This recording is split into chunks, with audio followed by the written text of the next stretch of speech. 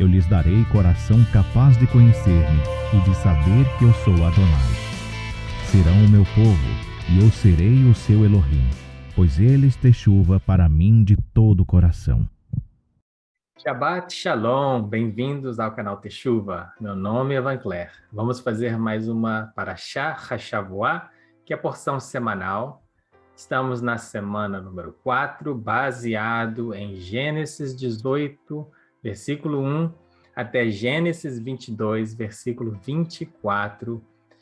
O título dessa porção é Vayirá, que quer dizer uma frase em hebraico que e ele apareceu. Como eu disse várias vezes, no hebraico, uma palavra, quando você acrescenta outras letras no final, no começo de uma palavra, muda, torna aquela palavra em uma frase.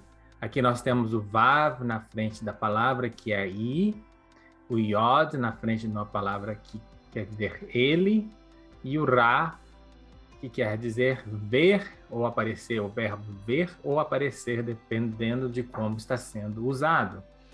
Nessa porção, Vayirá foi traduzido corretamente como e ele apareceu. Está falando quando Elohim apareceu para Abraão de uma forma física. A palavra raiz dessa frase é Raá, que quer dizer ver, é o verbo ver. Também pode significar aparecer ou, como se diz, revelar algo, dependendo de como é usado. Como eu já falei várias vezes, o hebraico é um idioma super complexo e é difícil você traduzir qualquer uma palavra com uma só palavra nos nossos idiomas de hoje. Para aprender realmente o significado, o contexto, a gente tem que aprender como aquela palavra pode significar várias coisas e entender o seu contexto, que me leva, mais uma vez, a introduzir o meu canal para vocês. A razão que eu criei esse canal, o sonho que eu tive, a visão que eu tive quando eu criei esse canal, é para aprender o hebraico, para a gente estudar a palavra de Deus, as Escrituras, no seu contexto original, quando ele foi escrito na linguagem santa que é o hebraico. E eu fiquei surpreso o quanto isso me edificou, o quanto eu tenho aprendido, o quanto isso abriu os meus olhos para me entender melhor o Pai, o Criador, aquele que escreveu as Escrituras para se revelar ao homem. É uma carta de amor para a gente, e a gente só vai entender melhor o coração dele, a natureza dele, quem ele realmente é, entendendo como ele escreveu essa carta no seu contexto original. Se isso é algo que te interessa, primeiramente, muito bem-vindo ao nosso canal, muito bem-vindo à nossa família, e vamos vir comigo nessa jornada, nessa caminhada de aprender o hebraico. Mas o aprender o hebraico é um bônus, né? Não é a razão do canal. A razão do canal e a razão de eu querer aprender o hebraico é para aprender a palavra de Deus, para aprender a palavra, as Escrituras, da forma original, para a gente se aproximar mais desse Criador lindo e maravilhoso. Se isso é algo que te interessa, e também eu vou ensinar o hebraico e grego aqui, quando eu tiver a oportunidade. Então, tudo isso é a razão desse canal. E se é algo que te interessa, não se esqueça de se inscrever no canal, de compartilhar os estudos, e falar com outras pessoas para a gente alcançar o máximo de número de pessoas possível. Eu falei com o Pai desde o primeiro dia, né? Eu estou fazendo isso por amor a Ele, porque eu quero conhecê-lo. E se ficar só eu aqui, eu e Ele já é o suficiente. Mas é claro que a gente quer o máximo de pessoas possível, desfrutando dessas coisas, aprendendo essas coisas, porque a gente aprendendo mais dele e caminhando da forma que Ele nos ensinou. Quanto mais próximo de Deus você chegar, quanto mais próximo de Elohim você chegar, você vai ser abençoado. É impossível chegar diante da fonte de toda a vida, diante da fonte de toda a riqueza da terra e não ser afetado com aquilo, gente. É um convite que eu faço para vocês, é um convite que ele faz para vocês todos os dias, para a gente conhecê-lo melhor, tá bom? Então vamos lá, vamos continuar a nossa porção. Essa porção começa com Elohim aparecendo a Abraão de uma forma diferente. Ele apareceu de uma forma física para ele e compartilhou com ele uma refeição em Mamre. aprendemos como Elohim se revela de uma forma mais clara, antes de algum juízo e destruição, porque o desejo dele, o coração dele não é de sacrifício ou destruição, mas sim relacionamento, arrependimento e justiça. Se eu estou falando do coração, a gente conhece o coração do Pai, quando a gente conhece melhor a Ele, a gente sabe que esse é o desejo dele, isso que ele deseja, isso que ele quer. Então, antes dele julgar, antes de vir alguma destruição, algum juízo, ele sempre se revela ao homem de uma forma mais clara e mais íntima, com a esperança do arrependimento, com a esperança da gente voltar para ele, ter chuva, voltar para ele, voltar para os caminhos dele, para o nosso próprio bem, gente, sempre para o nosso próprio bem. Ele nos ama, ele quer o melhor para a gente. Gênesis 18, versículo 2 diz o seguinte: Abraão ergueu os olhos e viu 3 homens em pé a pouca distância. Quando os viu, saiu da entrada da sua tenda, correu de encontro a eles e curvou-se até o chão. A gente vê aqui que nesse versículo, as palavras, os verbos para viu, é essa palavra-chave, ra. É usado 2 vezes nesse versículo. E essa palavra homens aqui, para a gente entender que realmente são homens como eu, homens físicos na Terra e não um ser espiritual ou algo flutuante ou nada assim do sobrenatural. Era um homem físico, homens físicos. A palavra em hebraico é anashim, que é a plural do singular ish. Ish é homem em hebraico. Então, é a forma plural para a mesma palavra que foi usada para descrever Adão. Ou seja, para a gente entender realmente que eram homens que apareceram diante de Abraão. Essa palavra ra'á, que é revelar ou ver, está repleta nesta porção. Foi a palavra-chave que Elohim usou para falar no meu coração e trazer a mensagem desta porção.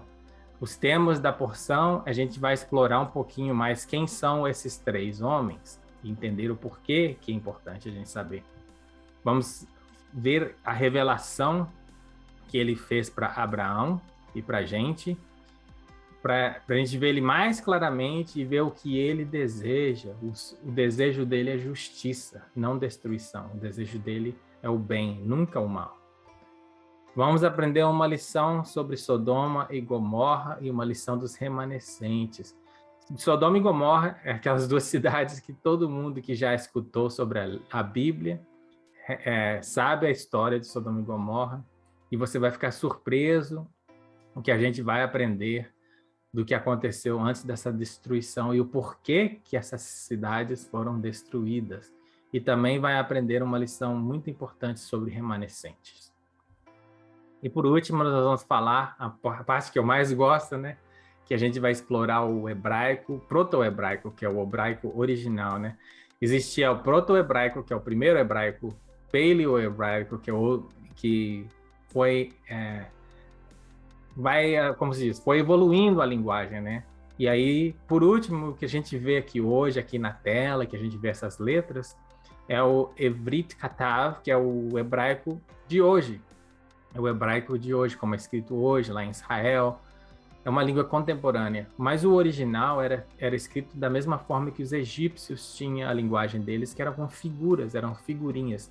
Cada uma dessas letras tem uma figurinha também, tem uma imagem que é simbólico dessas letras no original. E a gente tira lições preciosas e a gente vai ver como essas 2 palavras que pronunciam igual, Ra'á e Ra, e ver qual a diferença das 2, né? Ra e Ra'á, né? E a raiz dessa Ra'á é Ra também. Então, no hebraico, as 2 são Ra, mas elas têm significados totalmente diferentes, mas assim mesmo ainda são ligadas. A gente vai ver, muito interessante. Então, aqui vamos ver o primeiro versículo em hebraico, aqui é como se escreve em hebraico. Eu sempre procuro olhar no hebraico para a gente ver se tira ali alguma pérola, alguma lição preciosa para o nosso tema, para o nosso estudo. Lembrando que nenhuma interpretação individual pode sair fora do original, né? Nos Hebreus, eles estudam as Escrituras em vários níveis de interpretação, mas uma das regras deles é que nenhum nível de interpretação pode sair fora do primeiro nível, que é o nível literal. Ou seja, eu falo isso porque é importante quando a gente está fazendo esse tipo de estudo, esse tipo de interpretação, a gente tem que lembrar que as Escrituras, elas respondem por si mesmas, elas mesmo confirmam essas verdades. E se a gente começar a sair muito fora, ou seja, viajar muito nessas interpretações, a gente pode correr o perigo de sair fora das Escrituras. Então, eu sempre lembro isso, gente. Todas essas interpretações que eu faço, que eu tiro desses pictográficos, ou que eu tiro dessas porções, continuam estabelecidos na verdade, no Torá, na palavra do Todo-Poderoso. E se sair fora disso, nós estamos em erro. Por isso que eu falo para você estudar e meditar você mesmo com o Espírito Santo e com as Escrituras. Escuta os estudos, aprenda dos estudos, mas sempre busque direto da fonte, tá? Eu não tenho nada especial em mim, eu não sou especial, eu não sou super inteligente. Eu simplesmente busco a Ele de todo o meu coração e busco muito para Ele me passar essas informações e aí eu passo para vocês, tá? Então vamos lá. Aqui eu coloquei em alaranjado o Vav, que como eu falei é o E, né? E aí o ele, ou quem? Adonai, né? Adonai, que é o Senhor. Toda vez que a gente vê Senhor com letra maiúscula nas Escrituras, normalmente é o nome do Todo-Poderoso, é o nome do Criador. Não é um título, é o nome dele que a gente não sabe pronunciar. Muitos conhecem como Jeová, Yahweh, Jehová, Jeová, a gente fala vários nomes, mas ninguém sabe realmente pronunciar. Inclusive, os hebreus não falam o nome dele por respeito e reverência, e por não saber realmente como pronunciar e não falar errado. Na reverência de não tomar o nome dele em vão, então eles falam Adonai, que quer dizer Senhor em hebraico, ou Adonai quer dizer meu Senhor em hebraico, ou eles usam Hashem, quer dizer o nome em hebraico. Então eles usam, muitas vezes você vai ver eles falando Hashem, ou vai ver eles falando Adonai, mas normalmente nas Escrituras você vai ver que é o nome dele, o nome do Todo-Poderoso, identificando que é ele mesmo, é ele que apareceu. Então, Adonai apareceu a Abraão perto dos carvalhos de Mamré. A razão que eu coloquei Mamré aqui em hebraico, em azul, e destaquei essa palavra, porque todas as palavras, nomes, números, quando estão nas Escrituras, as Escrituras não desperdiçam palavras. Tudo que está ali tem um propósito, tem uma razão. Se a gente examinar e pesquisar, a gente vai ver que tem uma razão. Essa palavra mamré em hebraico quer dizer gordura ou força. Força é um lugar de força ou gordura. E ele estava na hora mais quente do dia. Eu achei interessante porque a palavra gordura é muitas vezes ligada a sacrifício, holocausto. Né? A gente vê quando o filho pródigo voltou, o pai mandou matar o novilho gordo, né? Porque as melhores partes do animal, a parte com gordura, era normalmente a parte que era oferecida a Adonai como holocausto, pode ser para gratidão, ações de graça, ou por pecados, para encobrir pecados, para propiciação de pecados. Mas era essa parte que normalmente era oferecida. Então, eu achei interessante essa palavra aqui, porque eu acho que o Abraão estava buscando o Todo-Poderoso. Ele estava ali fazendo sacrifícios ao Todo-Poderoso, holocausto ao Todo-Poderoso, e aí ele apareceu. Ou seja, ele não apareceu por um acaso. Ele não decidiu, vou aparecer lá hoje. Tinha um propósito. A gente vai ver outras dicas nessa porção que me leva a acreditar que Abraão estava celebrando a Páscoa aqui, né? Porque era um dos apontamentos do Todo-Poderoso. E você pode até perguntar, como assim ele estava celebrando a Páscoa, se a Páscoa aconteceu depois? A gente tem que lembrar que Todo-Poderoso, ele ensina as coisas ciclicamente. Muitas coisas que a gente pensa que veio da lei, São coisas que já estavam estabelecidas e sempre foram estabelecidas por Elohim, e ele só vai nos ensinando e nos mostrando aos poucos. Um exemplo, por exemplo, é Shabat, o sábado. O dia de descanso foi estabelecido na criação, como a gente viu na porção 3 semanas atrás. Não foi na lei, já estava ali. A gente vê que Caim e Abel estavam fazendo sacrifícios e holocaustos a ele, Noé também fez. Todos eles ergueram lugares para fazer altares, né, para fazer sacrifício a ele. Isso é tudo antes da lei. A gente viu semana passada que Abraão dizimou ao Melquisedeque, que a gente aprendeu que é o rei da justiça, que era o sumo sacerdote. Então todas essas coisas já existiam. A diferença é que Elohim foi revelando para a gente aos poucos, no decorrer dos tempos. Mas não foi nada que ele inventou na hora, ele falou, de agora em diante, eu tenho uma ideia, de agora em diante. Não, não é assim que funciona.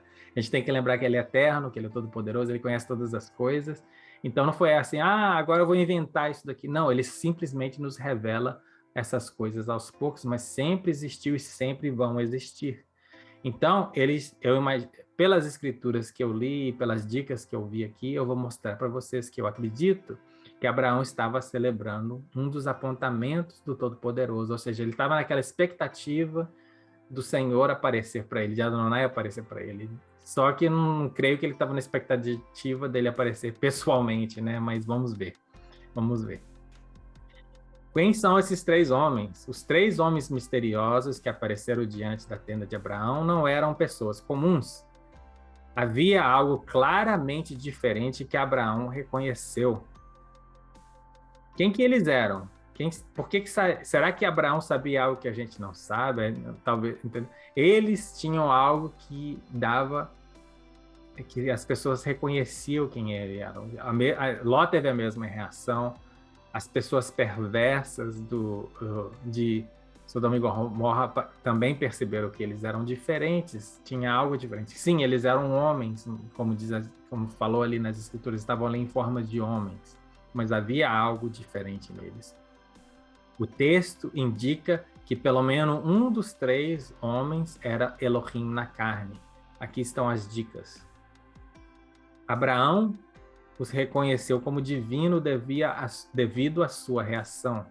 Quando os viu, saiu da tenda, da entrada da sua tenda, correu ao encontro deles e curvou-se até o chão. A gente tem que entender que os hebreus, os israelitas, eles não adoram qualquer coisa, eles não se prostram diante de qualquer coisa. Se ele se prostrou perante esses homens, é porque ele estava achando que ali tinham algo divino deles. Talvez não sabia que era o próprio Elohim ali, mas ele sabia que era algo divino. Então ele se prostrou diante deles. Isso está em Gênesis 18, versículo 2, segunda parte, né? Anjos sagrados, mesmo que possivelmente são reconhecidos por humanos como Deus, entre aspas, né, como El, como eu expliquei para vocês, como um ser com autoridade máxima naquele local, que a gente chama de El, e eles chamavam de deuses em letra minúscula, que a gente traduziu assim. A gente entende que esses anjos, os anjos sagrados, né, porque os anjos caídos sim, mas os anjos sagrados não recebem adoração. Olha só, Apocalipse 22, versículo 8 e 9 diz o seguinte: Eu, João, sou daquele que ouvi e vi estas coisas. Tendo-as ouvido e visto, caí aos pés dos anjos, que me mostrou tudo aquilo para mim, para adorá-lo. Mas ele me disse, não faça isso. Sou servo como você e seus irmãos, os profetas, e como os que guardam as palavras deste livro. Adore a Deus. Então a gente vê que quando um desses seres, né, que a gente chama de anjos, recebem adoração, eles corrigem as pessoas que estão o adorando. E a gente vê ali, nessa passagem, que quando Abraão caiu aos pés deles adorando, eles não o corrigiu. Isso é mais uma dica que aquele realmente era o Todo-Poderoso, estava recebendo aquela adoração sem corrigi-lo. Ele chamou um deles de Senhor, mas chamou ele um deles de Senhor com letra minúscula. Aí que vem o hebraico, é interessante a gente olhar no hebraico. Disse ele, meu senhor, se mereço o seu favor, não passe pelo seu servo sem fazer uma parada. Gênesis 18, versículo 3. Por que eu falo ali que estava meu senhor em letra minúscula? Porque ali no próprio hebraico está Adonai. Não está o nome do Altíssimo, como eu mostrei para vocês antes, mas estava Adonai, que quer dizer meu senhor mesmo, senhor. Então ele reconheceu que ali tinha uma autoridade, mas ele ainda não tinha certeza que aquela autoridade era o Todo-Poderoso. O que respondeu e conversou com Abraão, daqueles três, o que respondeu a Abraão e conversou com ele, continuamente se equivale a Elohim, ou seja, ele estava falando com aquela autoridade e falando como se ele realmente é o Todo-Poderoso. A gente vê no versículo 14, existe alguma coisa impossível para Adonai? E ali é o Senhor com letra maiúscula, no hebraico está o nome do Altíssimo ali, o próprio nome dele. Na primavera voltarei a você e Sara terá um filho. Então ele está falando ali, será que tem alguma coisa impossível para o Deus Criador, o Todo-Poderoso? Eu vou voltar aqui na primavera e Sara vai dar à luz. Isso aqui foi uma das primeiras dicas, né? Mas olha, quando a gente continua lendo todo o capítulo, a gente vai ver isso repetindo, né? As escrituras aqui o identificou como Adonai, ou seja, o nome do Todo-Poderoso. Está no versículo 13. Mas Adonai disse a Abrão. Então ele estava conversando e aí as escrituras já chamou ele do Todo-Poderoso. Porque Sara riu e disse, poderei realmente dar à luz agora que sou idosa? Então ali a gente vê que ele já estava sendo identificado como Todo-Poderoso na própria Escritura. Todo o seu diálogo sobre Sodoma com Abraão, nos versículos 17 a versículo 33, fala como se ele fosse o Todo-Poderoso, Adonai. Tem o nome dele ali falando, quando ele está dialogando com Abraão. Verso 33 diz que Adonai, mais uma vez o nome dele, partiu e os outros dois homens partiram para Sodoma para remover Ló e a sua família antes de destruir as cidades. Ali, agora, os outros dois homens já foram identificados como anjo, mas aquele terceiro que foi embora foi identificado como Elohim, tanto com os nomes em hebraico, que é o nome do Todo-Poderoso, mas também a gente vê isso com o seu diálogo com Abraão. Se você voltar lá e ler, você vai ver o que eu vi, e principalmente se você procurar no original, no hebraico, né? Então ali diz no versículo 18 e 33, tendo acabado de falar com Abraão, Adonai partiu e Abraão voltou para casa. Então ali, mais uma vez, está falando daquele homem, daquela pessoa física, e falou que ele, Adonai, ele foi embora, ele partiu. E no capítulo 19, versículo 1, diz o seguinte, os dois anjos chegaram a Sodoma ao anoitecer e Ló estava sentado à porta da cidade. Então ali já foi identificado que desses três homens, dois eram anjos e o terceiro era Elohim na carne. Agora, espero que isso já deixou bem claro para você que Adonai Elohim veio na carne para comer com Abraão. Eu imagino que era Yeshua, porque Yeshua é aquele que veio à Terra na sua habitação humana, temporária. O Sukkot é uma habitação temporária, e simbolicamente é o símbolo do Filho, porque é ele que veio morar conosco, ele que vem em sua temporada, da sua habitação temporária para se comunicar com o ser humano, com o homem. E aqui, neste caso, ele veio para estar com seu servo Abraão. Para seu servo Abraão. Então, a próxima pergunta, né, se a gente já chegou a essa conclusão, é por que e para que ele veio e que apontamento era este? Como eu disse, eu acho que é a Páscoa. As Escrituras indicam que ele veio celebrar a Páscoa com Abraão, mesmo antes do seu estabelecimento no Êxodo e em Levítico. O verso 10 diz que ele promete voltar na próxima primavera, né? Diz: voltarei a você na primavera e Sara, sua mulher, terá um filho. Em hebraico, a gente vê que a primavera é a palavra, como se diz, a frase Ka'et Hayad. Ka'et Hayad quer dizer tempo da vida. E os hebreus, eles usam esse termo para falar da primavera, que é o tempo que a vida volta depois do inverno, né? É o tempo de tudo renascer. Então, foi traduzido corretamente como primavera, mas no verso 14 fala que na primavera voltarei a você e Sara terá um filho. Então, ele fala a mesma coisa, mas aqui foi traduzido como primavera. A palavra em hebraico lá é moed. Moed quer dizer apontamento. É a mesma palavra que foi usado em Levítico 23 para falar das festas de Elohim, das festas de Adonai. E a gente sabe que na primavera, a primeira festa é a Páscoa, e a segunda festa é dos pães ázimos, que é o Mazot, Shag Hamazot, desculpa, Shag Hamazot, festa dos pães ázimos, né? Então, a gente vendo que na primavera são essas primeiras duas festas, a gente vai ver mais algumas dicas aqui. No capítulo 9, verso 3, quando os anjos chegaram na casa de Ló, eles celebraram a festa dos pães ázimos com a família de Ló. Olha que diz no versículo: Ló mandou preparar-lhes uma refeição e assar pão sem fermento, e eles comeram.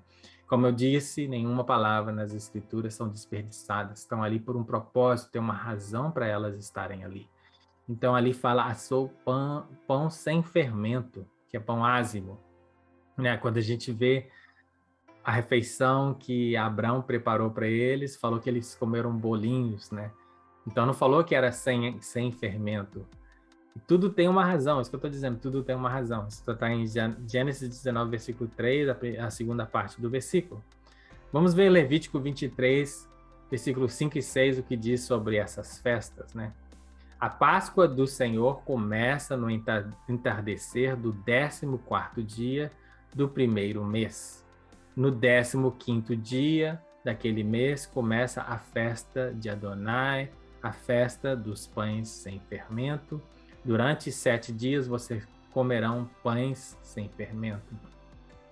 Então, tudo indica que ele celebrou a Páscoa com Abrão, porque ali eles comeram pão ou bolos com fermento, e começou a celebrar as festas dos pães ázimos com Ló, né? Mesmo que são 7 dias, e podia ter sido qualquer um desses 7 dias, as escrituras indicam que foi a Páscoa com Abraão, devido ao fato deles terem comido bolinhos que normalmente é feito com fermento, ou pães com fermento.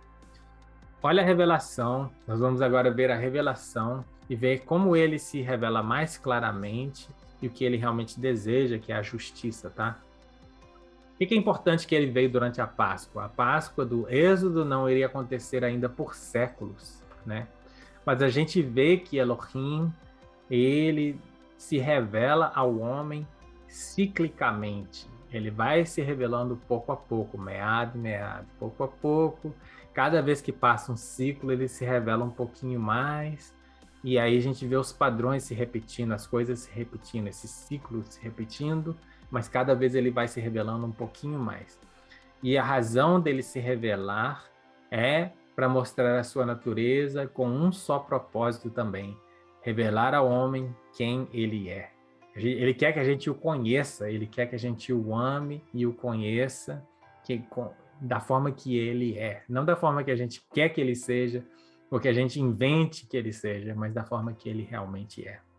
Esse é o propósito. E quem que ele é? Ele deseja misericórdia antes de juízo. Ele prefere misericórdia do que juízo, tá? 2 Pedro, capítulo 3, versículo 9, diz o seguinte: o Senhor não demora em cumprir a sua promessa, como julga alguns. Pelo contrário, ele é paciente com vocês, não querendo que ninguém pereça, mas que todos cheguem ao arrependimento. Que Deus lindo, maravilhoso, aleluia. Ele não deseja julgar a gente. Ele tem paciência, ele está esperando e dando toda a oportunidade possível para a gente voltar para ele. Isso que é teshuva, isso que é arrependimento, voltar para ele, voltar para os caminhos dele, voltar a fazer as coisas da forma que ele quer. E quanto mais próximo a gente chega dele desta forma, mais a gente é abençoado. Impossível a gente não se aproximar mais dele e não ser abençoado. Desculpa que eu vou beber a água, desculpa, licença. É praticamente impossível você seguir a ele mais próximo e não ser abençoado. Ele deseja justiça e amor antes de qualquer sacrifício. Oséias 6,6 diz o seguinte: pois desejo misericórdia e justiça, não sacrifícios, e conhecimento de Elohim em vez de holocaustos. Ele quer que a gente o conheça, e porque a gente o conhece melhor e entende as coisas dele, a gente pratica as coisas deles. E aí não tem necessidade de fazer holocaustos ou sacrifícios, né? O povo de Israel muitas vezes pela sua riqueza, e a gente às vezes por ter muita coisa, a gente pensa que só sacrificar ou só dar ou fazer algo em favor dele é o suficiente, mas não é isso que ele quer da gente. O que ele quer da gente é amor. Ele quer que a gente o conheça e o siga por amor, né? As Escrituras falam isso o tempo todo, que a única maneira que a gente pode demonstrar amor ao Pai é pela obediência. Por quê? Porque quando a gente realmente o conhece e o ama, a gente quer fazer o que ele deseja pra gente, porque é o melhor pra gente, né? Ele quer relacionamento antes de religião. Tiago 1:27 diz: a religião que Elohim, nosso Pai, aceita como pura e imaculada é essa. Cuida dos órfãos e das viúvas e das suas dificuldades e não se deixe corromper pelo mundo.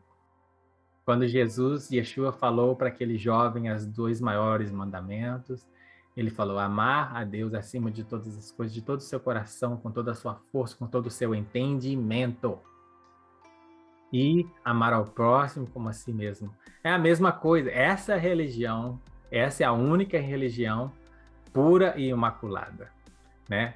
Cuidar dos órfãos, das viúvas, nas suas dificuldades, era amar o próximo. E não se deixar corromper pelo mundo é amar Adonai, é amar Elohim. Como que a gente ama a Deus de todo o coração, de toda a força e todo o conhecimento? Não nos deixando corromper pelas coisas do mundo, fazendo as coisas de acordo com o que Ele nos ensina, conhecendo a Ele. E se a gente se deixa corromper e misturar com as coisas do mundo, nós não estamos amando a Ele. Então, é profundo, mas é a mesma mensagem o tempo todo, é a mesma coisa, ele está falando a mesma coisa. Todos esses atributos são demonstrados antes do seu juízo sobre Sodoma e Gomorra. Então ele demonstra essas mesmas coisas, esses mesmos atributos de uma forma mais direta nessa situação de Sodoma e Gomorra. A gente vê em Gênesis 18, versículo 32, que ele demonstra a sua misericórdia antes de juízo, quando ele está falando ali com Abraão sobre as pessoas, né? Então Abraão disse ainda: não te ires, Adonai, mas permita-me falar uma só mais vez. Permita-me falar só mais uma vez. Desculpa, misturei ali. E se apenas 10 forem encontrados? E ele respondeu, Adonai respondeu: por amor dos 10 não a destruirei. Então você vê ali que Elohim estava procurando um remanescente, estava procurando um mínimo número de pessoas possível para fazer uma diferença ali antes dele destruir aquele povo. Ele não queria destruir aquela cidade, ele não queria destruir aquele povo. Então ele sempre procura misericórdia antes de juízo. Justiça e amor antes de sacrifício. Gênesis 18, versículo 20 e 21 mostra sobre isso.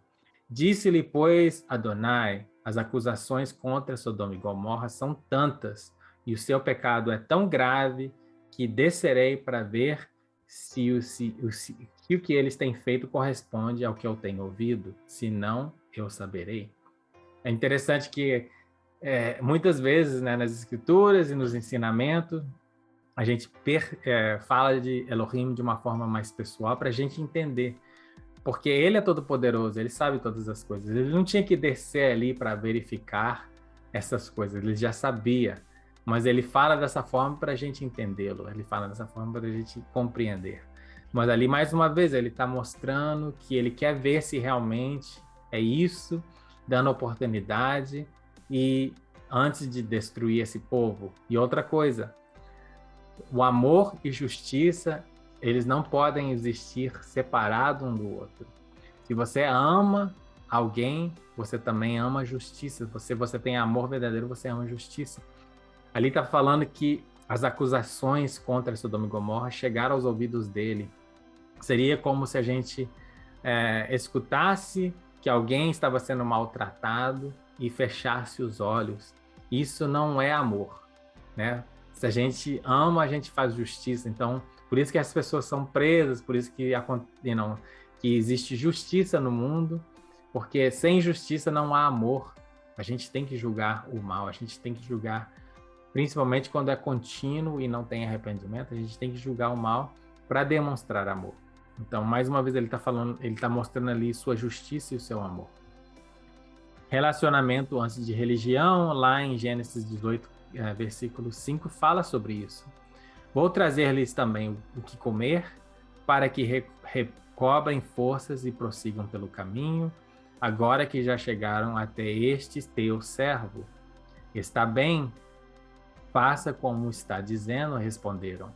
Então a gente vê ali que o Criador de todas as coisas, ele quer relacionamento com seu povo, né? Ele desceu ali e parou para se relacionar com o povo, né? Jesus fala que está na porta do nosso coração batendo. E se a gente abrir, o que ele vai fazer? Entrarei e cearei com você. Porque quando a gente divide uma refeição, isso é um relacionamento. A gente está compartilhando aquela comida, aquele alimento, conversando, se conhecendo. Isso é parte de relacionamento. Então, ali ele mostra que ele deseja relacionamento com seu povo, ele deseja relacionamento com seus servos. É lindo demais, esse Deus é maravilhoso, né? Imagina só, o Criador do universo deseja ter um relacionamento comigo e com você. É maravilhoso. Será que Elohim destruiu Sodoma e Gomorra e as cidades circunvizinhanças pelo pecado do homossexualismo, como muitos acreditam? Eu mesmo acreditava isso, porque eu fui ensinado errado, né? A gente entende que na época que Abraão viveu, o homossexualismo e o pecado de sexo ilícito, o pecado de orgias, de bebedices, de usar drogas, era algo que era praticado pela maioria das religiões pagãs. A maioria do povo da terra praticavam essas coisas. Então não faz sentido que Sodoma e Gomorra foi destruído por essa razão exclusivamente. Claro que isso faz parte de tudo que estava acontecendo ali, mas a gente tem uma mania, vou dizer, uma mania de elevar esse pecado para mais alto. Não sei se é para a gente se sentir melhor ou para a gente se justificar ou até mesmo julgar as pessoas incorretamente, mas não existe uma diferença entre o pecado de homossexualismo ou qualquer outro pecado. Por isso que quando as escrituras falam a lista de pecados das pessoas que não vão herdar o reino de Deus, fala mentira, fofoca, todas essas coisas. Mas a gente, na nossa natureza humana, no nosso jeito humano de pensar, a gente sempre eleva esse e focaliza neste pecado como se fosse algo pior do que os outros. O meu ponto é esse, gente. Eu e você não somos melhores ou piores do que qualquer outra pessoa que pratica pecado. Nós estamos na mesma posição, no mesmo barco, e a gente todo precisa de um Salvador. Todos nós precisamos de um Salvador. Todos nós precisamos da misericórdia e graça do Todo-Poderoso. Então, não somente é injusto, mas é algo que não agrada o Todo-Poderoso, não agrada Elohim, quando a gente faz isso e focaliza em um pecado, principalmente se não afeta a nossa vida, para julgar o nosso irmão. Nós todos estamos na mesma posição, então eles precisam da graça de Deus da mesma forma que nós precisamos. E eles precisam do amor de Deus da mesma forma, né? E Agora, estudando hoje um pouquinho mais, eu vi que o Elohim não julgou Sodoma e Gomorra por este pecado específico, como muitos acreditam. Se essa não foi a razão da sua destruição, qual que foi? Você vai ficar surpreso, porque eu também fiquei surpreso quando eu investiguei sobre isso. Ezequiel, capítulo 16, versículo 49 e 50, diz o seguinte, de uma forma bem específica. Vai ser até difícil a gente acreditar, difícil eu acreditar, mas o pecado principal deles era orgulho e negligenciar os seus cidadãos, negligenciar os necessitados, os pobres. Esse foi o pecado que chegou aos ouvidos de Elohim. Não foi o pecado sexual, mas esse foi o pecado. Olha o que diz nas Escrituras. Ora, este foi o pecado da sua irmã Sodoma. Ela e as suas filhas, dizendo as outras cidades que estavam ali, eram 5. Eram arrogantes, tinham fartura de comida e viviam despreocupadas. Não ajudavam os pobres e os necessitados. Eram altivas e cometeram práticas repugnantes diante de mim. Por isso eu me desfiz delas conforme você viu. Então, Adonai está falando ali através da boca do profeta Ezequiel. E ali ele fala a razão. Era pelo orgulho delas. Gente, muitas pessoas hoje em dia cometem esse mesmo tipo de pecado. Que a gente tem abundância, a gente tem riquezas, e ao invés de investir essas coisas para ajudar o próximo, para ajudar os que estão necessitados, a gente vê às vezes necessidade das pessoas diante da gente e não faz nada. Esse foi o pecado de Sodoma, gente. Esse foi o pecado de Sodoma e Gomorra e das outras cidades ali. Então, a gente tem que tomar muito cuidado, porque muitas vezes a gente pratica esse mesmo tipo de pecado. E mais uma vez, ali, Elohim está mostrando o seu coração, a sua natureza e o que ele realmente pensa. Ele julgou aquelas cidades por amor a outros, não para mostrar ou provar um ponto, ou ser durão, entendeu? Ele fez aquilo por amor a outros, porque essas injustiças estavam chegando aos ouvidos dele. Os livros, como diz, os pergaminhos de Assar e pergaminhos de Jubileu, falam mais detalhes do que estava acontecendo em Sodoma e Gomorra. E fala de tanta injustiça social, muita coisa que estava acontecendo, injustiça social, e como eles eram uma classe mais elevada, de mais pessoas com mais bens físicos, ricos mesmo, e não queriam que os pobres contaminassem a cidade deles. Então eles faziam muitas coisas para manter as pessoas oprimidas, mais oprimidas ainda e fora dali. Então a gente vê que até o ato de julgar ali, até o ato de juízo que Elohim fez contra essas cidades foi por amor às pessoas que precisavam mais, as pessoas que estavam por baixo, as pessoas necessitadas. Essa injustiça que estava acontecendo foi o clamor que chegou até os ouvidos de Elohim. Em Isaías 1, versículos 1 a 15, é um paralelo que Elohim está comparando Israel com Sodoma e Gomorra. Você pode depois ler no seu contexto. O versículo 16 e 18 são os que a gente mais escuta, né? Principalmente o 18. Vou ler aqui o que ele falou, o contraste como ele instruiu Israel para não ser como Sodoma. Lave-se, limpe-se, removem as suas más obras para longe da minha vista. Parem de fazer o mal, aprendam a fazer o bem, busque a justiça, acabem com a opressão, lutem pelos direitos do órfão, defendam a causa da viúva. Venha, vamos refletir juntos, diz Adonai. Embora os seus pecados sejam vermelhos como escarlate, eles se tornarão brancos como a neve. Embora sejam rubros como a púrpura, como a lã se tornarão. Isaías 1, versículo 16 e 18. Aqui é um daqueles versículos que a gente ama falar, né? A gente fala o tempo todo. Mesmo que seu pecado seja como escarlate, vai se tornar. Mas a gente não lê o contexto. Como é que o pecado da gente vai... Como é que Adonai quer que a gente se aproxima diante dele para o pecado da gente ser redimido, lavado? Aprendam a fazer o bem, busquem a justiça, acabem com a opressão, lutem pelos direitos dos órfãos, defendam a causa da viúva. É isso que a gente tem que fazer. É isso que ele está mandando a gente fazer. Por isso que ele fala, venham, vamos refletir, vamos pensar no que eu acabei de falar. E aí ele vai nos purificar. Claro que agora a gente sabe muito bem, e por isso que a gente usa esse versículo, que nós somos justificados, santificados, lavados pelo sangue de Yeshua. Mas nós somos justificados, nós somos santificados, nós somos salvos para fazer estas coisas, para fazer estas obras. É interessante, não? Parece que está contradizendo, mas não está.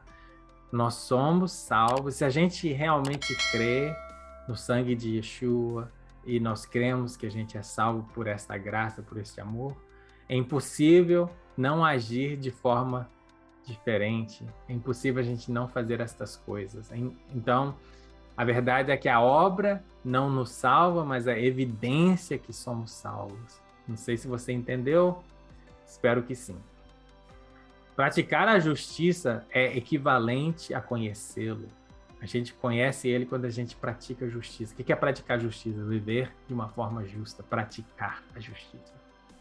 Ele fez o que era justo e certo, e tudo ia bem com ele. Ele defendeu a causa do pobre e do necessitado, e assim tudo corria bem. Não é isso o que significa conhecer-me, declara Adonai, falando pela boca do profeta Jeremias, capítulo 22, versículo 15 e 16. Então, fazendo essas coisas é o que significa conhecê-lo. Uau, é equivalente a conhecê-lo. Vamos ver o que Yeshua diz a respeito dessas coisas. Ele falou a mesma coisa.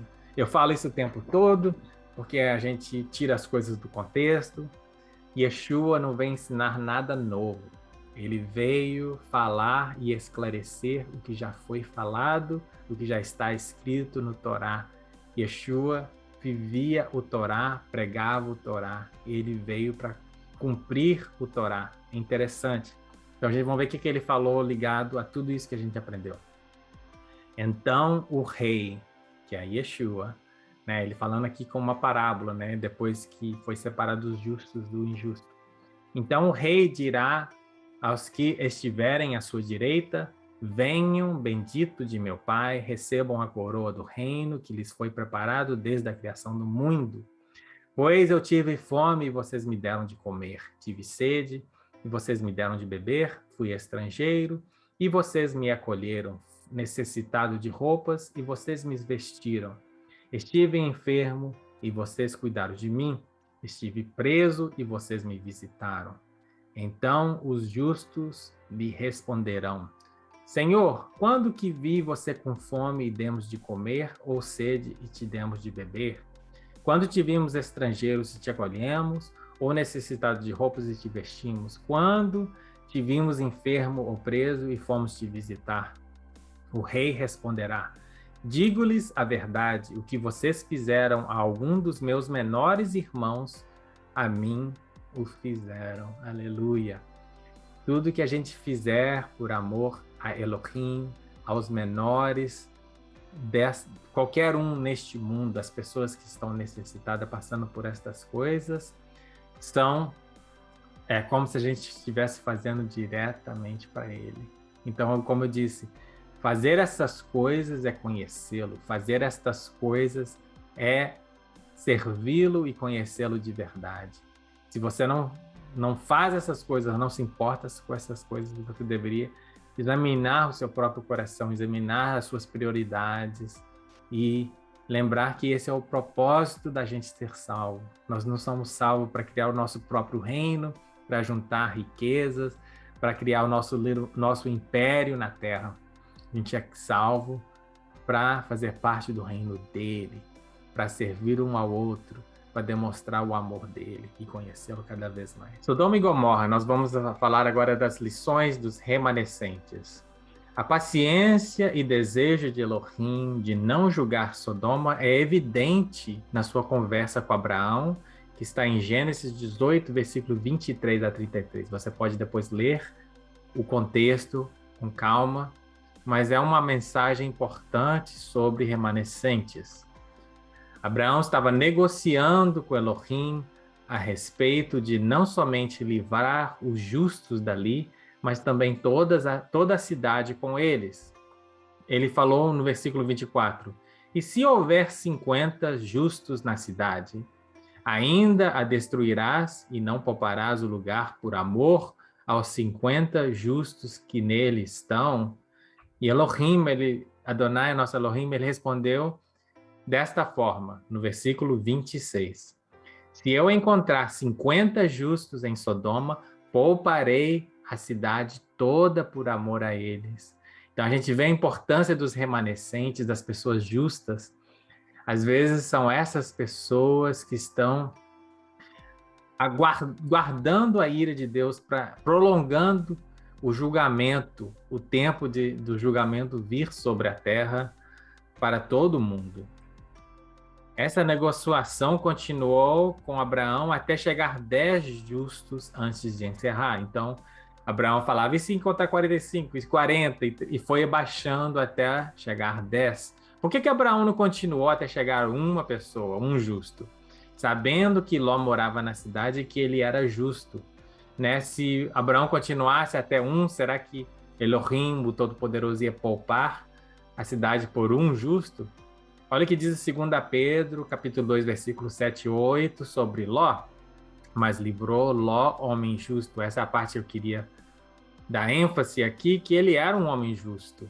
Ele não é um homem perfeito que seguia todos os caminhos de Elohim, mas ele era justo. E que se afligia com procedimento libertino do que não tinham princípios morais, pois vivendo entre eles todos os dias aquele justo se atormentava em sua alma justa por causa das maldades que via e ouvia. Então a gente vê, claro, ele estava ali por escolha, né? Ele morava ali por escolha. Mas a gente vê que ele era um homem justo e que dentro do seu coração, da sua alma, ele ficava atordoado com as coisas que ele via e ouvia ali naquela cidade. Muitas vezes nós também, vivendo neste mundo, às vezes a gente se sente dessa forma um pouco, né? Abraão entendia que existe um número mínimo de pessoas justas que são necessárias para afetar as pessoas do mundo, as pessoas e o mundo, né? Como vimos na lição na Arca de Noé, Noé e a sua família, que era um total de 8 pessoas, não foi suficiente para mudar o mundo, mesmo que ele teve mais de 100 anos para pregar arrependimento e justiça. 2 Pedro, capítulo 2, versículo 5, diz o seguinte: ele não poupou o mundo antigo quando trouxe o dilúvio sobre aquele povo ímpio, mas preservou Noé, pregador da justiça. Mais uma vez, eu queria dar ênfase nessa parte aqui, que Noé era um pregador da justiça e mais 7 pessoas. Então, a gente viu que Noé estava fazendo a sua parte, estava pregando justiça, vivendo de uma forma justa, mas não fez a diferença. Então, tanto Abraão como Elohim sabia que tem um número mínimo de pessoas para influenciar outros, para influenciar o mundo. Inclusive, na cultura hebraica, eles nem iniciam nenhuma reunião, nenhuma oração, sem ter no mínimo 10 pessoas que eles consideram justas ali. Eles entendem esses preceitos, esses ensinamentos do Todo-Poderoso. Se não tiver 10 pessoas justas ali, eles nem iniciam a reunião. Eles cancelam a reunião e marcam para outro dia. Mas tem que ter no mínimo 10 pessoas justas ali para eles prosseguir nas suas orações e nas suas discussões sobre as coisas de Elohim. Muito interessante isso. 2 lições práticas que eu aprendi sobre o remanescente neste capítulo. Uma é que você faz a diferença. Sim, eu e você que está escutando esse vídeo no YouTube, que às vezes você pode pensar que você é a única pessoa que está procurando fazer a coisa certa e viver uma vida justa. E você pode pensar, eu sou insignificante, eu não vou conseguir. Saiba que você é muito importante para o reino de Deus, que você faz uma diferença. Imagina só, se tiver 10 pessoas justas no mundo hoje, dando um exemplo, né? E você é a 10ª pessoa e você desistir, você pode ser aquela pessoa que vai trazer o juízo de Deus sobre a terra. E também o contrário também é verdade. Se existir 9 pessoas justas e você se arrepender e começar a andar diante de Elohim justamente no seu caminho reto, você pode ser aquela última pessoa que estava sendo necessária para fazer a diferença e mudar a sua família, a sua comunidade, a sua igreja, as pessoas ao seu redor e, enfim, o mundo. Então a gente vê como é importante uma pessoa. Elohim sempre usa o mínimo número de pessoas, é sempre poucos os remanescentes. Então, lembra-se disso e saiba que você faz a diferença, sim, no reino de Deus, viu? Não desista, você faz diferença. Olha o que diz Tiago, capítulo 5, versículo 16, na segunda parte, eu queria fazer um ênfase aqui. A oração de um justo é poderosa e eficaz. Então, a oração de um justo é poderosa e eficaz. Você faz diferença, sim, no reino de Deus, viu? Não desista. Continue seguindo, continue buscando e fazendo a sua parte. Se julgamento e destruição chegar, os justos são poupados. A segunda lição dos remanescentes, né? Se chegar ao ponto que vai vir, sim, a julgamento, vai vir a ira de Deus julgando o mundo, saiba que os justos vão ser poupados dessa ira. Olha o que diz Romanos, capítulo 5, versículo 9. Como agora fomos justificados pelo seu sangue, muito mais ainda seremos salvos da ira de Elohim por meio dele. Existe uma diferença entre ira e raiva, já expliquei isso antes. Ira é uma raiva justificada. Deus não tem raiva de ninguém, porque raiva, as pessoas às vezes querem vingança, mas a ira não está procurando vingança, e sim justiça. Né? Eu dei um exemplo que é um pouco duro de escutar, né? Mas vamos supor que uma pessoa que você ama é estrupada. Quando você quer justiça pelo aquele ato que aconteceu ruim, você não está com raiva daquela pessoa, você quer justiça, você tem uma ira, é uma raiva santa. E o Todo-Poderoso somente sente ira e não raiva. Então, quando ele julga o mundo, é porque tem uma justa causa, foi algo que aconteceu justificado para ele fazer isso. Mas o Todo-Poderoso poupa o seu povo, poupa aqueles que são justos, estão andando diante dele retamente dessa ira. Não de tribulação, viu, gente? Tem diferença. Tribulação todo mundo passa. Justo e injusto passa por tribulação, tá? Deus não ira a gente das coisas que acontecem no dia a dia no mundo, mas ele vai livrar o seu povo da sua ira, naquele momento que ele realmente vai julgar, não coisas que acontecem, mas não coisas que acontecem. Deixa eu arrumar aqui a minha tela, não sei o que aconteceu. Nós tivemos alguns problemas técnicos, não sei se você percebeu, mas eu cortei o vídeo e tive que recomeçar. Então, aqui estou de volta. Então, ele não poupa as pessoas de tribulação, e sim da ira dele. Tribulação que acontece no dia a dia, por causa das coisas ruins deste mundo, das coisas más deste mundo, todos nós passamos tribulação. Mas a ira é quando vem direto do trono, vem direto dele, é ele que está fazendo algo, então vem direto dele, é o julgamento dele, ele poupa a gente da sua ira. Vamos ver o que diz as Escrituras sobre isso? 1 Tessalonicenses, capítulo 4, versículo 15 a 18, diz o seguinte: dizemos a você pela palavra de Adonai que nós que estivermos vivos, os que ficaram até a vinda de Elohim Yeshua, nosso Deus, nosso Senhor, certamente não precederemos os que dormem, pois dada a ordem com a voz do arcanjo e o ressoar da trombeta de Elohim, o próprio Senhor descerá dos céus e os mortos em Cristo ressuscitarão primeiro. Depois disso, os que estivermos vivos seremos arrebatados juntamente com ele nas nuvens, para o encontro com o Senhor nos ares, e assim estaremos com o Senhor para sempre. Consolem-se uns aos outros com essas palavras. Aleluia. Então a gente vê aí que ele, no momento do seu julgamento, na sua volta, ele vai nos levar com ele, vai nos tirar desta terra. Mas não antes.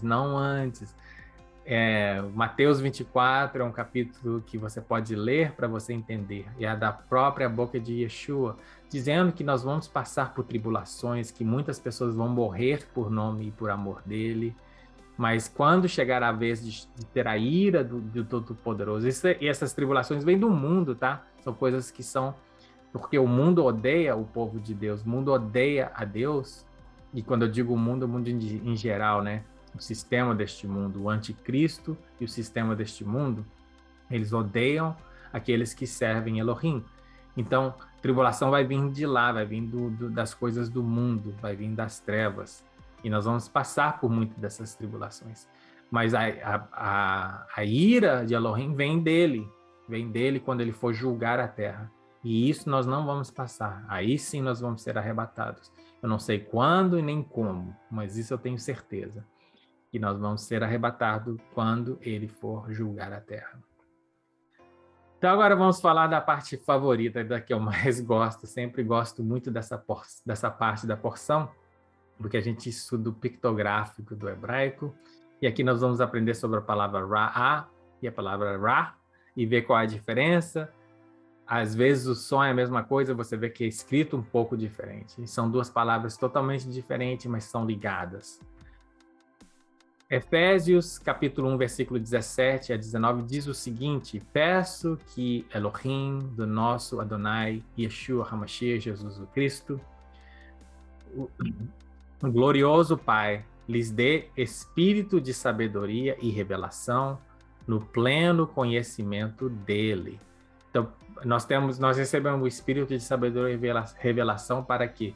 Para a gente ter pleno conhecimento dele. O propósito do nosso conhecimento, da nossa sabedoria que nós recebemos dele, é para conhecê-lo melhor. Oro também para que os olhos do coração de vocês sejam iluminados, a fim de que vocês conheçam e a esperança para a qual ele os chamou, as riquezas da gloriosa herança dele nos santos e a incomparável grandeza do seu poder para conosco, os que cremos, conforme a atuação da sua poderosa força. Eu coloquei ali em vermelho a palavra olhos, porque está falando olho do coração. Para a gente entender o que eles estão dizendo aqui, a gente primeiro... Quando as escrituras falam de coração, ele não está falando desse órgão que bombeia sangue no nosso corpo. Está falando dos nossos desejos e do nosso conhecimento. Quando fala do coração nas escrituras, não está falando desse órgão, está falando disso. E os olhos do coração é a entrada do coração, né? Os olhos é de onde entra, onde a gente vê as coisas, e as coisas são reveladas para a gente. E a gente tem conhecimento e vê as coisas como elas são. Então, baseado nessas ilustrações, aqui são essas mesmas palavras escritas aqui em maior, nós vamos ver o pictográfico dessas palavras. A primeira letra é a mesma nos dois lados, né, que é a letra Rosh. Resh ou Rosh, dependendo do seu contexto. Rosh, como já explicamos em outros estudos, quer dizer cabeça. A cabeça, literalmente, de uma forma... de pronome, está falando de cabeça. Na forma de simbólica, está falando de um líder, né? Como Jesus é a cabeça da igreja. Não quer dizer que ele literalmente é uma cabeça, né? Ele é o líder da igreja, né? A cabeça da classe, o cabeça é a pessoa que está na posição mais elevada, é o líder, né? E também fala de uma pessoa importante, pode ser um rei, um príncipe, uma pessoa importante. Então, essa letra, simbolicamente, fala destas coisas. Fala cabeça, líder e pessoa importante, uma pessoa de importância. Agora, a segunda letra aqui da palavra Ra é o Aleph. Já estudamos também em outras porções. O Aleph é a primeira letra do alfabeto hebraico. Simbolicamente fala do pai. Tanto a palavra Av, que é pai em hebraico, como Elohim, que é deuses ou todo-poderoso em plural, começa com a letra Aleph e fala sobre o Pai. E também fala sobre força. Simbolicamente, a gente vê que o pictográfico é a cabeça de um boi. E o boi que era um símbolo de força naquela época, símbolo de prosperidade, símbolo de estabilidade, né? A gente lembra que é o boi que puxa o arado para arar a terra com a sua força. Então, todas essas coisas são ligadas à força, ao pai, estabilidade. A letra Rei, que é a quinta letra do alfabeto hebraico, está falando sobre contemplar algo. Algo vai ser revelado para a gente prestar atenção. Eu acho legal porque o próprio som da letra, né, fala Rei, tipo assim, Rei, presta atenção. Rei, tenho algo para te mostrar. Rei, tenho algo para te revelar, né? E então a letra Rei fala sobre isso simbolicamente, né? O seu pictográfico é um homem assim, tipo assim, presta atenção. A gente vê na própria figurinha, um homem, tipo assim, chamando a atenção, falando para você prestar atenção. O Ayin, que é essa letra que parece um Y, o símbolo dela é um olho. É interessante porque até, eu estou falando, a forma das letras, o pictográfico é tudo ligado, né? Tipo, o Ayin é como se fosse o homem fazendo assim. Você vê uma mão fazendo assim, apontando para dois olhos aqui, como se fosse um olho, o outro olho, e você vê a pessoa apontando. Estou vendo você, estou observando, estou prestando atenção. Então, simbolicamente é um olho, a gente vê que literalmente a palavra Ayin quer dizer olho em hebraico. Mais uma vez, literalmente quer dizer olho em hebraico, Ayin.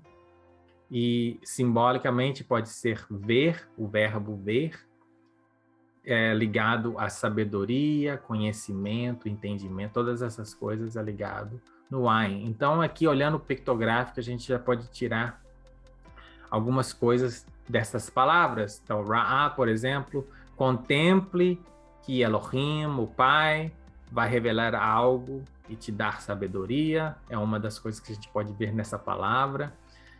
Também que toda boa sabedoria vem de Elohim, quando ele nos revela essas verdades. Quando a gente procura a sabedoria do Pai, ele nos revela as coisas que dão o fruto da vida, que nos dá vida, que são coisas boas. Agora, no outro lado, a gente vê aqui que o conhecimento do homem, o olho é simbolicamente conhecimento do homem e do mundo, leva para o mal.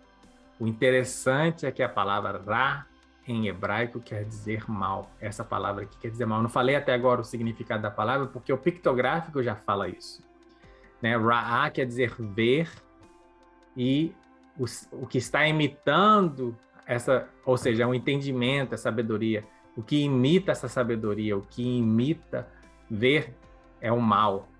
Mal. Então a palavra Ra quer dizer mal. Inclusive o rei do Egito, que se chama Faraó, Faraó é a boca do mal. Por isso que tem um Ra no meio. Ra, Ra de Faraó é o mal. E o Pei é a boca. Então Faraó é a boca do mal, porque ele era um caminho de onde o inimigo usava para falar coisas contra Elohim, usava ele para se opor a Elohim. Então ele era a boca do mal, ele era um fantoche, ele era usado por esses deuses falsos para fazer e falar coisas ruins, o rei do Egito. Então, conhecimento oculto ou do ocultismo vem da árvore do conhecimento do bem e do mal.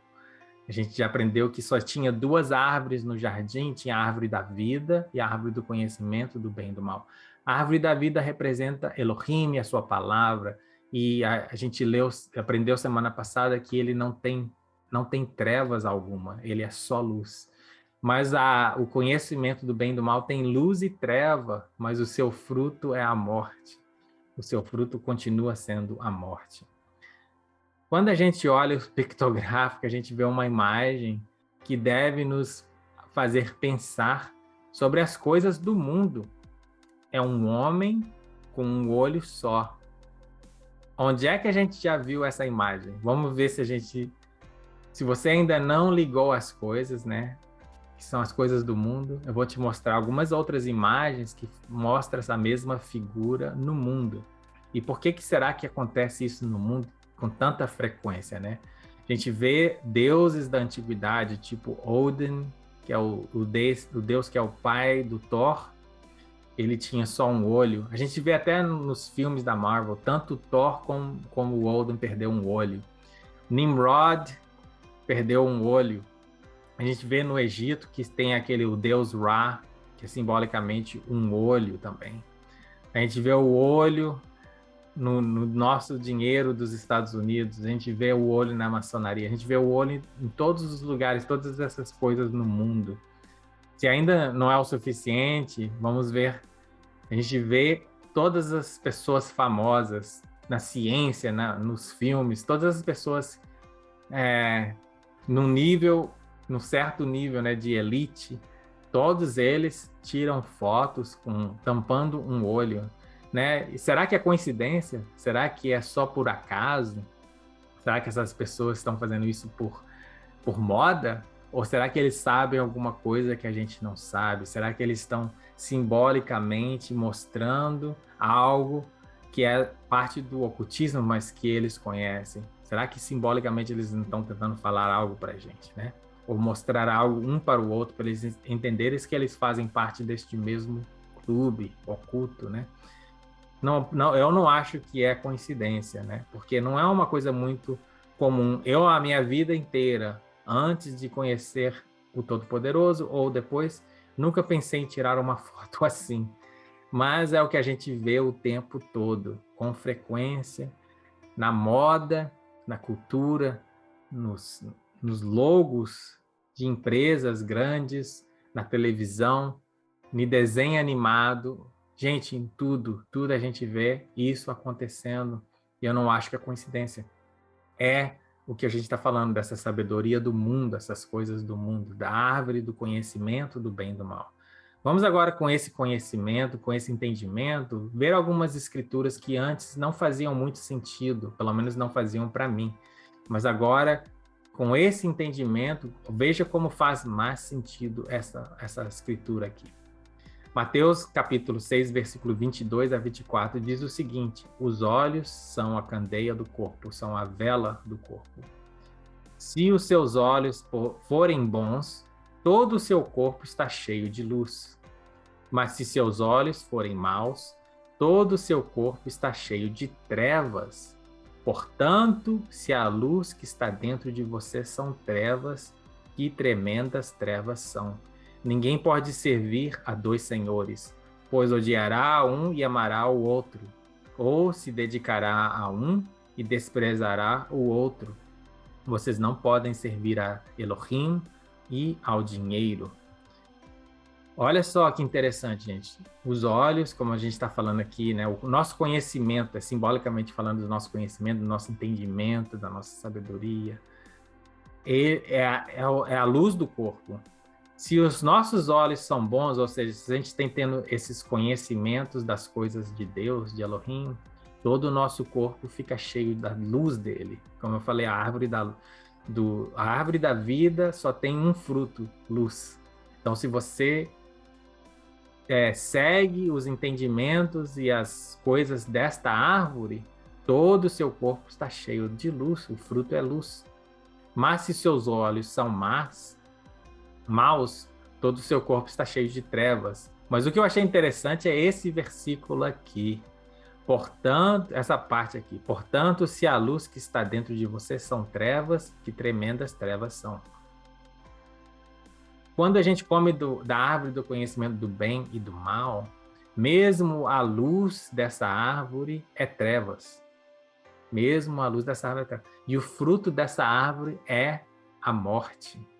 Mesmo você fazendo coisas boas, fazendo coisas boas aos olhos do mundo, você está colhendo da fruta do conhecimento do bem e do mal, e o fruto vai continuar sendo trevas. Então, mesmo que se essa luz que está dentro de você vem das trevas, que tremendas trevas são. E aí ele fala mais claro, ninguém pode servir a dois senhores. Ninguém pode comer das duas árvores, ninguém pode seguir os dois conhecimentos, os dois ensinamentos. Ou você serve um e odeia o outro, ou você se dedica a um e despreza o outro. E aí aqui no final fala, vocês não podem servir Elohim e ao dinheiro, que é uma horrível, terrível tradução. Algumas versões não está traduzido como dinheiro. A palavra aqui em grego e em hebraico é mamon. tanto em grego e em hebraico, que Mateus foi escrito nas duas linguagens, e é Mamon. Mamon era um deus de riqueza e prosperidade e tesouros dos caldeus. Interessante que era um rio dos caldeus, porque Abraão, como a gente aprendeu semana passada, saiu do Ur dos caldeus, da luz dos caldeus, falando da luz dos caldeus, né? Ele personifica prosperidade em oposição a Elohim. Então é um Deus que te dá riquezas e prosperidades, mas você tem que fazer o contrário do que Elohim ensina para você conseguir favor com este Deus. E mais à frente ele foi reconhecido como Moloque na Babilônia. Muitas pessoas sabem essas divindades, esses deuses falsos, né? Aqui tem uma figura moderna que foi desenhada deste deus Mamon. Nas bolsas de valores, eles desenharam esse deus, tipo assim, essas pessoas estão tudo adorando esse deus, tentando ganhar dinheiro por sorte e fazendo coisas terríveis pelo dinheiro, dedicando a sua vida ao dinheiro. Então, isso aqui é de um jornal mais moderno, não de hoje ou de ontem, né, mas não bem recente. Uma figura desse deus Mamon, né? Na antiguidade ele era assim, né? Como eu falei, todos esses deuses, esses demônios, eles viveram de uma forma física, eles eram nefelins. Então a gente vê aqui uma foto de um gigante, esse gigante aqui era um Mamon, você vê que ele era gigante. E ele era próspero e ele dava a sua riqueza em troca de servitude, de escravos e de sacrifícios humanos. E depois que ele morreu, ele como todos os Nefilins, tornaram-se demônios potestades, e ele foi conhecido como Moloch. E eles faziam esses altares a Moloch e sacrificavam seus bebês queimados vivos, gente, queimados vivos nesses altares. Esses altares eram fornos, e eles traziam seus bebês vivos ainda, chorando, colocavam ele dentro deste forno e deixavam o neném ali assando vivo. Eles até tocavam trombetas, as escrituras falam sobre isso, que eles tocavam trombetas para ninguém escutar o choro das crianças, os gritos das crianças e das mães que entregaram esses filhos para ser queimados vivos. É uma coisa terrível, não é à toa que Adonai, Elohim, odiava tanto o que essas pessoas faziam naquela época, em adoração a esses deuses.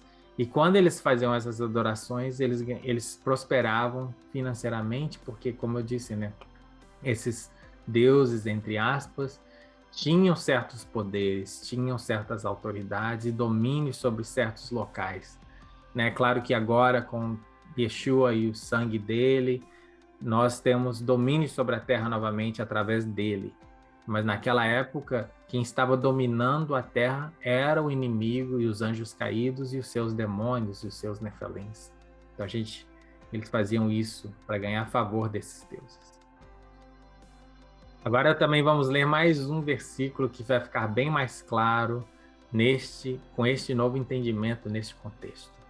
Mateus, capítulo 18, versículos 6 a 9, diz o seguinte: mas se alguém fizer tropeçar um desses pequeninos que creem em mim, melhor seria amarrar uma pedra de moinho no pescoço e se afogar nas profundezas do mar.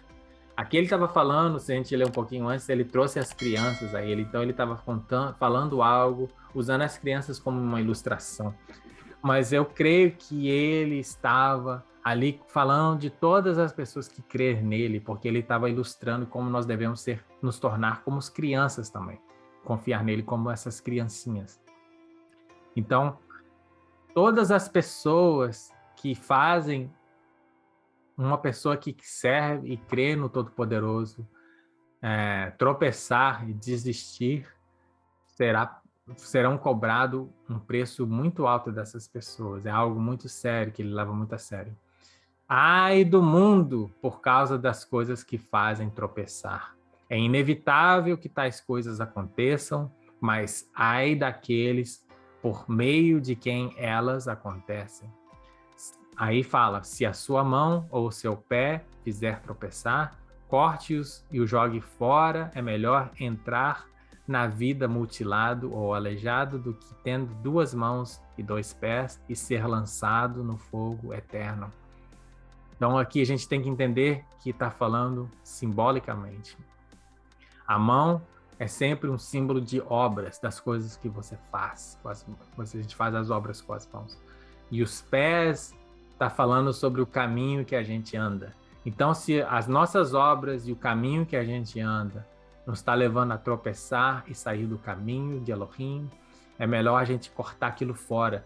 Ou seja, se você tem um trabalho que te leva por um caminho que você não deve andar e te faz fazer obras que você não deve fazer, é melhor você perder aquilo, cortar aquilo fora e perder o benefício que você ganha daquilo, talvez financeiro, e viver diante de Elohim de uma forma justa, do que você ficar ali, prosperar financeiramente e ser lançado no fogo eterno do dia do juízo. É isso que está falando aqui. E o seu olho direito, e se seu olho direito fizer tropeçar, arranque-o e jogue fora. É melhor entrar na vida com um só olho do que ter 2 olhos e ser lançado no fogo do inferno. Então, mais uma vez, aqui o olho, e aqui interessante falar o olho direito, né? Mais uma vez, eu estou falando essas seitas, essas mentiras do inimigo, eles estão sempre falando do olho direito, tampando o olho esquerdo, nas fotos e no seu simbolismo, falando do olho direito, porque o olho direito é o olho do anticristo, é o olho da providência, é esse olho que a gente vê o mundo inteiro falando e mostrando continuamente. Mas está falando do nosso entendimento, né? Do nosso conhecimento. Mais uma vez, se essas coisas que a gente está aprendendo nos tira do caminho de Elohim, é melhor a gente não aprender. Ou então, se a gente estiver aprendendo para ficar mais próximo dele, a gente pode aprender dessas coisas, mas não praticá-las, né? Então é isso. Espero que você tenha aprendido bastante juntamente comigo através do hebraico e que tenha esclarecido essas coisas para você. Gostaria de terminar falando uma mensagem mais positiva, né? A mensagem principal dessa porção é confiar nele. É confiar nele, né? Nós temos aquele versículo que fala para a gente não confiar na nossa própria sabedoria, mas confiar na sabedoria dele, e ele endireita os nossos pés, né? Para a gente colocar a nossa confiança nas coisas dele e não confiar na sabedoria humana. Essa é a mensagem dessa porção, para a gente ver ele mais claramente, para a gente segui-lo mais intentamente e para a gente entender a ele mais claramente para fazer isso, né? Ou seja, chamar, né? A gente escutar, entender e praticar a sua palavra. Muito obrigado por ter participado desse estudo comigo. Se você gostou, não esqueça de se inscrever no canal, de compartilhar o canal e passar essa informação para outras pessoas. Eu desejo você uma semana abençoada, cheia de shalom, cheia de bênção, e que você tenha um dia maravilhoso na presença do Todo-Poderoso. Shabbat Shalom. A gente se vê novamente, Deus assim permitindo, semana que vem. Até mais.